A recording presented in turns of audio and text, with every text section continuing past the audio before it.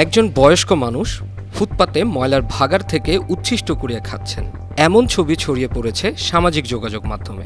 Caption দেওয়া হয়েছে দুর্ভিক্ষের বাংলাদেশ এবং বাংলাদেশের অবস্থা। ছবিটি পোস্ট করে দাবি করা হচ্ছে এটি সাম্প্রতিক ছবি। ছবিটির সত্যতা নিয়েও প্রশ্ন ওঠে। কেউ কেউ বলছেন ছবিটি আর্টিফিশিয়াল ইন্টেলিজেন্স এআই প্রযুক্তি ব্যবহার করে বানানো হয়েছে।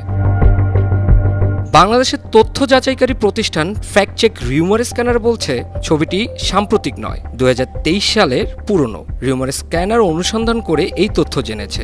মঙ্গলবার 10 ডিসেম্বর রিউমার স্ক্যানারের ওয়েবসাইটে এক প্রতিবেদনে এ তথ্য জানানো হয়েছে।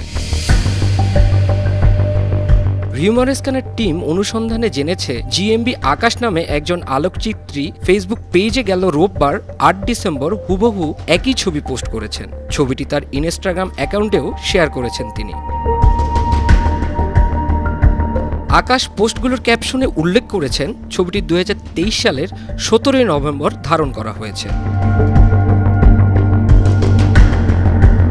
এর পরিপ্রেক্ষিতে রিউমার স্ক্যানার টিম আলোকচিত্রী জিএমবি আকাশের সঙ্গে যোগাযোগ করে মূল ছবিটি সংগ্রহ করেছে। মূল ছবির মেটাডাটা বিশ্লেষণে নিশ্চিত হওয়া গেছে ছবিটি আসল। এটি 2023 সালের 17 নভেম্বর তোলা হয়েছে। বৃদ্ধের উচ্ছিষ্ট খাওয়ার পুরনো ছবিটি সাম্প্রতিক দাবিতে সামাজিক যোগাযোগ মাধ্যমে প্রচার করা হয়েছে। নিউজ ডেস্ক, বায়ান্ন টিভি।